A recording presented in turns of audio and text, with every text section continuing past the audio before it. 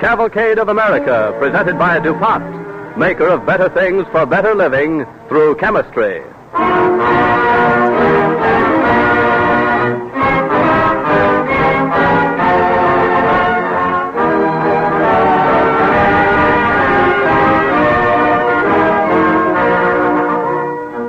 The Cavalcade of America presents Ode to a Nightingale, an original radio play about John Keats and America, especially written for the Cavalcade players by the distinguished American dramatist Maxwell Anderson.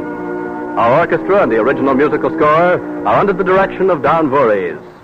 DuPont, maker of better things for better living through chemistry, presents Ode to a Nightingale by Maxwell Anderson on the Cavalcade of America.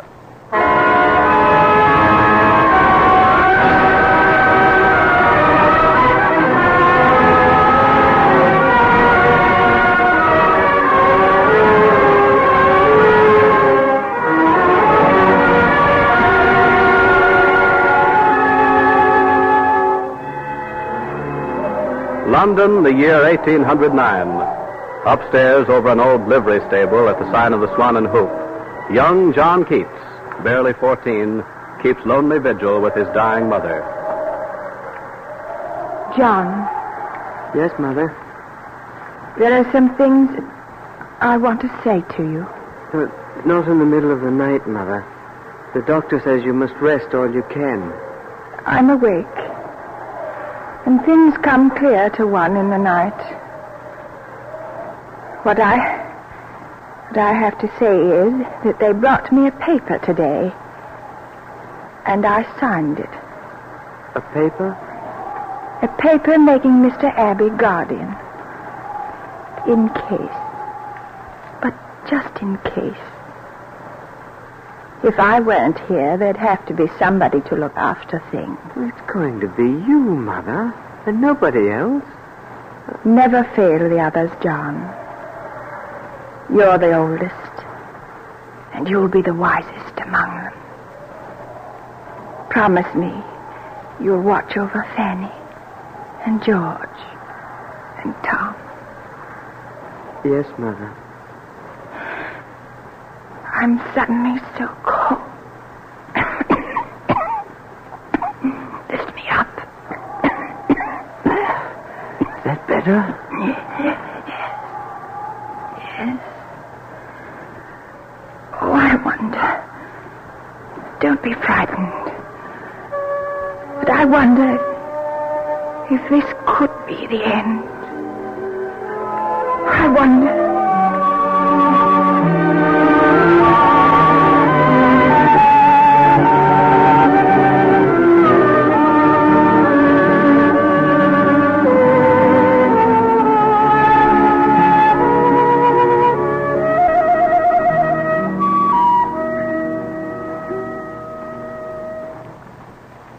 Why are you peering in that mirror, Tom? Oh, I thought maybe that was just the beginning of a mustache. Just a hair or two, I guess. You're hopeful. Oh, I'm restless. And it's past supper time. George John will surely be here, won't he? Of course. He might have been kept late at surgery, but he'll come as soon as he can. You know, they say he's not a bad surgeon already. Yes. It's the way he took care of Mother before she died that gave them the notion. Well, what are you doing? Reading John's private correspondence? Well, this isn't a letter. It's poetry. Oh. Good? It's too good. Can't be John's. Nobody writes sonnet like this at his age. Listen. Then felt I like some watcher of the skies when a new planet swims into his ken, or like stout Cortez when with eagle eyes he stared at the Pacific, and all his men looked at each other with a wild surmise, silent upon a peak in Darien. Read that last line again. Silent upon a peak in Darien. That line gave me a shiver. Well, John says that's how you know great poetry, when it strikes you cold to the marrow as if you'd never be warm again. That's great poetry, he says. So it does. Oh, John, there you are. Oh, George. Both arms around me. Kiss me on both cheeks like Frenchmen, you Anglo-Saxon lout. You realize it's been years since we've been loose together? I'm late as the devil for supper, but there was an emergency in the surgery. You handled a lancet? Yes, that I was successful. But I rarely wonder if I was ever meant to be a surgeon. Why? Or throat again, Tom? There's nothing to fret you, John. What about the surgery business? Well, this afternoon I handled the lancet with the utmost nicety. But while my hands worked dexterously, my poor addled brain danced off on a sunbeam that happened to enter the room slantwise. I'd suspect that might be a little dangerous. I suspect the same thing. You know, I'm not sure I'll ever take up a lancet again. But what will you do then? I doubt if there's any money in poetry. Who said anything about poetry? George read me a sonnet he found on your table. And all I can say is, if that's yours, you're a poet. That's what I want, boys. I'd give my eyes, my life to be a poet. A great poet. Not a medium-run poet like Byron. That I despise. But to have the authentic touch, the words that burn like fire. For that, I'd give my last hope of happiness.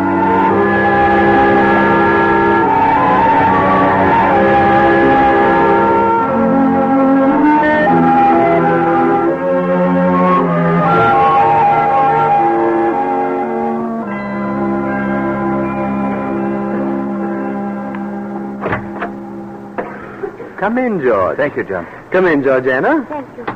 Well, Tom's still in bed with that hacking cough of his, but I'm feeding him well. Oh, Tom, this is too bad. Oh, not so bad. Who wants to be outdoors in the spring? Much more fun reading in bed. Oh, silly. Give me your hand. Oh, Georgiana. If you'll marry me instead of George, I'll get up and dance all the way to Portsmouth with you. Oh, I'd like to very much, Tom. Only I have to get permission from George for everything I do. Oh, that dashes my hope. He's a selfish dog. He'd never consent. John. Yes? We have a project, and we're here to tell you... That you're getting married. That's only part of it. Oh? What's the rest? America. America? Oh, John, he not only marries her, but he carries her off some 4,000 miles into the backwoods. What do you say, Tom? Well, I'm rocked back on my heels, rather. But we might never meet again. Oh, but we will, I'm sure. Well, let's consider it soberly, as grown-up people should. How old is Georgiana? 16. How much money would you have, George, if you drew out your full share of the estate? More than £700. You'll have to go. I see it. It's your dream, George. And who can argue with a dream? If you want to go, go you must. Well, isn't there any wilderness nearby? Why don't we all go? Let's all try it. No, the doctor won't let Tom go, not for a while anyway. And as for me, I have to try out this poetry vein of mine. I do sometimes get a little frightened of going so far. Oh, don't let them discourage you, darling. I want to hear John's latest poetry. He hasn't read a word of it to us in a year. Well, I've a little thing of 4,050 lines here called Endymion. You care to hear it before dinner? I would. Well, I shall give you the first line. A thing of beauty is a joy forever. Reminds me of Georgiana. I'm not at all sure I wasn't thinking of her when I wrote it. Oh, you should get married, John. It's going to be lonely here. Oh, come, Georgiana. What girl is going to waste a thought on Mr. John Keats, 5 feet tall? Oh. Now, if I were like George or Tom, there might be a chance for me, because I've a very saucy way with me. But as it is... As it is what? As it is, the roaring of the wind will have to be my wife, and the stars through the window pane my children. Oh, I'll be a poet, and leave a vision of things behind me which Englishmen will not let die. Or it won't matter to me whether I've lived at all.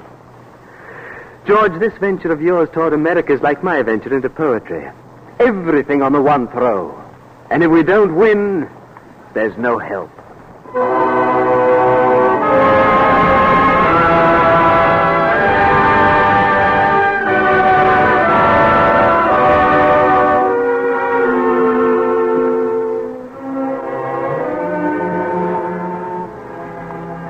Well, this is what we dreamed of, dear. Floating down a river in the new world. Yes, George.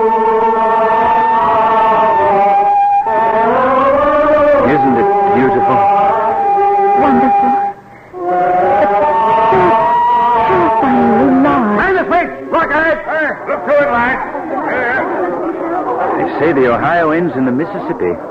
One thing I know. When they sing like that, I feel I'll never see home again. I can't help thinking of London. What comes into my mind is that we found a new London. New London. There's an address for you. Oh, mind you, I'm not really unhappy. Not with you here. Georgiana. Well, Mr. Keats, have you and your wife finished looking at my sketches? Oh, Mr. Audubon. Oh, yes, we have. Thank you for letting us see them. You draw birds beautifully, Mr. Audubon. Thank you, ma'am. You know, Mr. Keats, what just occurred to me watching this raft slip through this Ohio wilderness? And what's that, sir? That there's money to be made on the river. Everybody floats down on rafts and barges. Nothing goes up. And upriver, the markets are crying for produce. But no way to get the stuff up there. Now, a steamboat pulling a line of barges up to Pittsburgh would pay for itself the first trip. A steamboat? That's a real idea, Mr. Audubon. Yes, sir. I believe someday some fellow with a little capital will come along and build a fortune on that idea. Yes. Yes, indeed. Well, I'll see you again before I go ashore. Good afternoon to you. Good afternoon. Georgiana, I wonder how much a steamboat would cost. Much more than we have to invest, my dear. Look, the sun's just touching the trees. You know, it's the twilight, I think, that makes me homesick. I keep thinking about London, and Tom, and John. Oh, how John would love it here.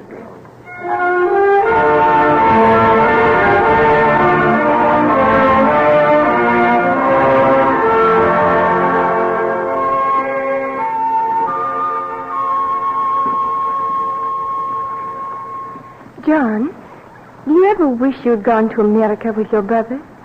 Not after I met you, Fanny. Tell me when you first loved me. Oh, listen, Fanny. There's a nightingale there in the peach tree. Oh, yes. But tell me. Well, should I tell you some foolish compliment or tell you truly? Tell me truly. First, I suppose I noticed your name, Fanny, because it was the same as my sister. Yes? And then, it was just after Tom died. I'd been in a sort of stupor. Then I'd begun to look around at the world again, as one must. And I saw you as you ran up and down the steps next door. Beautiful, fashionable, strange, a little mannered. Oh, dear. And then we met. And I noticed something about you. What? When you looked at me, you looked level into my eyes. You see, I've always been a little self-conscious about being 5 feet tall. And we were equals, in height anyway. Oh, what a goose. I know. But when did you first know you loved me? When I wrote the Eve of St. Agnes. Because I realized while I was writing it, that I was writing it for you. Oh. It's the most beautiful poem I've ever read. It's not as good as I want to write for you. I shall do better yet. But it was for you. When did you first love me? When I read it first. When I came to the end of the poem and read the last line. And they are gone. I, ages long ago. When I read that line, then was when I knew. Because I heard myself saying, but we're not gone. For us, the world is just beginning. I never believed it would happen. I never thought it would happen to John Keats. I thought I should have to be content just with poetry. But now that I have you, the really great poetry will come. Are you ill, John? No. I'm bothered a little with my throat, but we won't think about it. I'll write my poems and you'll love me. And at the end of the year, we'll get married on what we have, no matter how little.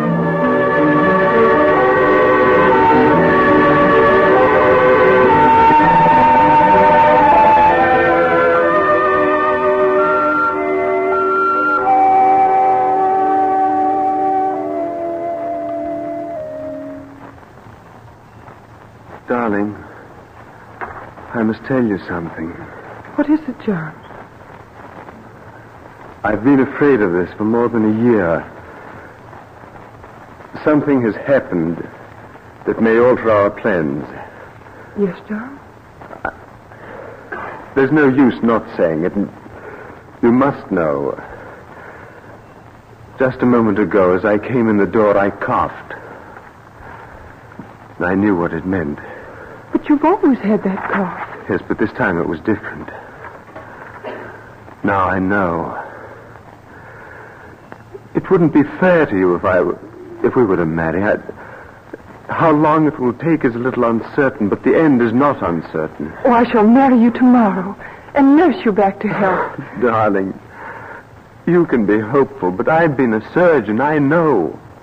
Then I won't stay away from you. Whatever life you have, I'll share with you. Oh, darling, darling, don't give up hope. For I'll hold you here with my hands. I'll not let you die. Yes, come in. It's your mother, Miss Braun. She's calling for you. Thank you. I'll tell my mother, John. She'll let me come and nurse you. I'll come back. Yes, Fanny. Goodbye, dearest. Goodbye.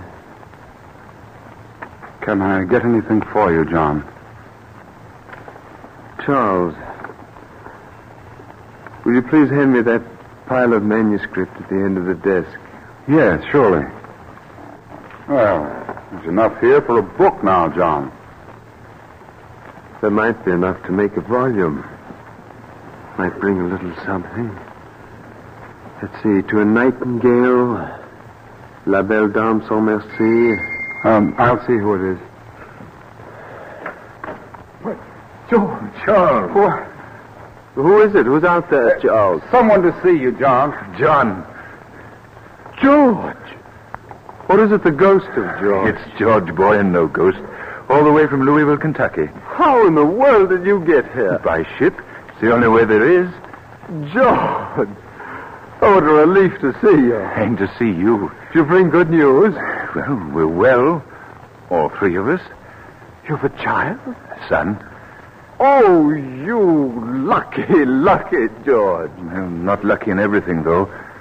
That's why I'm here. Well, the truth is, to pump it all out at once, I put all my money in a steamboat on the Ohio, and the boat sank. I'm sunk too financially. Came home to see how matters stood. Nothing left? Not a shilling. I shouldn't have left Georgiana and the babe alone otherwise. You see, with a few £100, a fellow can get started out there. Well, there's still a little money coming to you from Palm's estate. Yes, I have an appointment to see about that in the morning. I'm sorry I can't spend the night with you. But, John... Yes, George. The truth is, I shall need more than my share. Have you any to invest? Because it will be an investment, I promise you. The new world pays dividends. It may take time, but it will all come back to you manyfold. Well, if you need it, you shall take all I have. I'll keep a few pounds to live on, and you shall carry the rest back to Georgiana. John, if I only knew how to say how much I thank you. Don't try to, George. And if you expect to get to the city tonight, you'll have to hurry for the last stage. I'll see you tomorrow. Of course. Around noon sometime. Good night, George. Good night, John.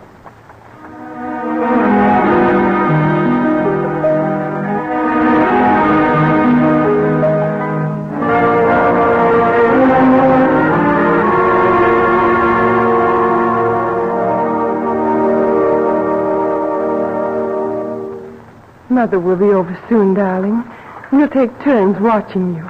You think I need watching? Now there's to be no more talk of disaster. And you're to live to be 102. Darling. John, wasn't that your brother who just went out? The one from America. He needs money desperately. You're not giving him yours. Yes. He's lost all he had. But, John, our happiness. Is that nothing? Come near me, dear. No, not too near. They say it's catching. Take my hand. And listen to what would happen if I kept what I have. George has left a wife and child out there in America. It would be like death to them if he went back empty-handed. But, John... Suppose we did keep the bit of money and were married. I know these symptoms. You'd be 19 next year, wearing black for me. That's no way to start your life out. I can't do that to you. But I won't let you die. I want nothing in the world except to marry you. And I want nothing except to marry you.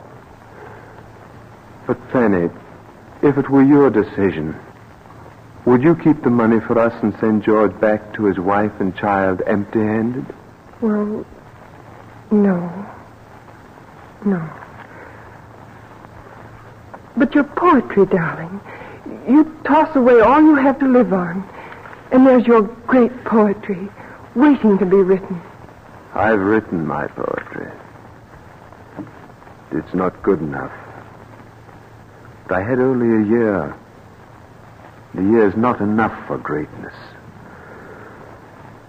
Maybe George's child will be a poet in America. America must have her poets too, Fanny. The same blood runs in his veins. And as for John Keats, that name, with all my verses, is like words written with a finger in water. Perhaps the fire that dies out here will burn again in a wilderness cabin.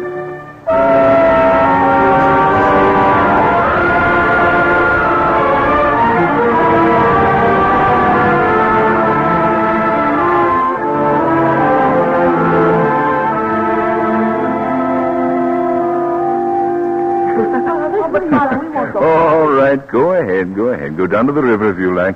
But be careful now. Come to the slope, Georgiana. Yes, dear. She'll come around that cluster of evergreens in a minute. There, you see? That's the white prow just coming into sight. It's beautiful. And now there are 2 river steamboats in our fleet. George, it troubles me. Have we paid back all you borrowed from John? Yes. Everything. He would be rich now. If he'd only lived. You know, there's something I've pieced together out of letters since he died. When he let us have the money, he was in love. There was little enough to marry on. But that little he put in your hands. He never told me. No, he wouldn't. Oh, we're not the only ones, George, who owe the old world more than they can ever pay. For every hopeful face on this side of the water, there's been some sacrifice at home. All up and down the river, there are new ventures buoyed up by those who go hungry in Scotland or England. Yes. I wonder what he'd want done with his share now. He thought perhaps our children would make a race of poets in America. That's why I teach them his verses. Oh, John! Yes, Mother? What did you learn last night from your uncle's poems? I learned one stanza from the Nightingale. Will you say it for your father? Oh, yes, Mother. Thou wast not born for death, immortal bird. No hungry generations tread thee down. The voice I hear this passing night was heard in ancient days by emperor and clown. Perhaps the selfsame song that found a path through the sad heart of Ruth, when, sick for home, she stood in tears amid the alien corn. The same that oft times hath charmed magic casements, opening on the foam of perilous seas in fairylands forlorn.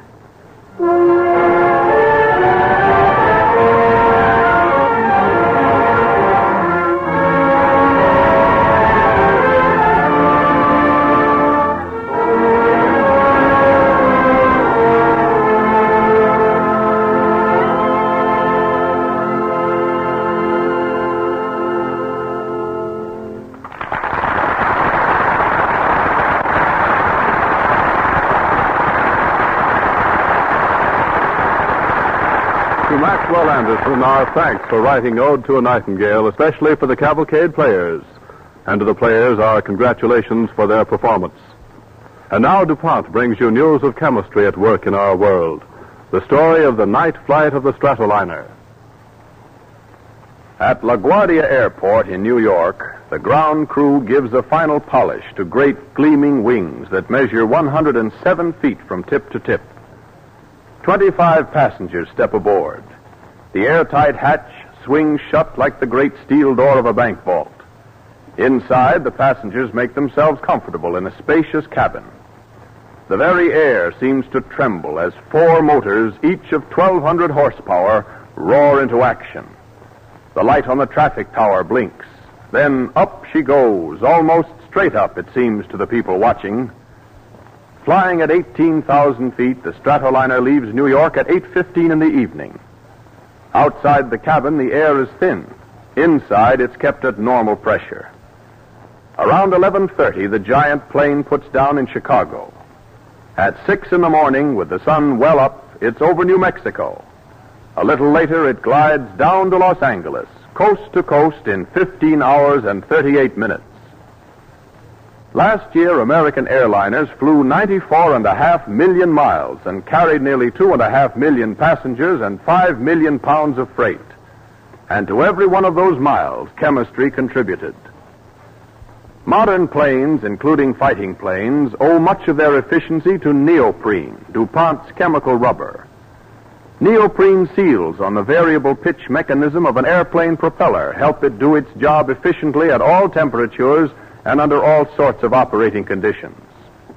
Neoprene de-icers, swelling and contracting on the leading edge of the wing, make flying safer in bad weather. Neoprene seals the hulls of flying boats and stratosphere planes. Neoprene fuel cells reduce the possibility that vibration may spring a leak in the gasoline tanks in the wings. Lucite plastic is another DuPont contribution to modern flight.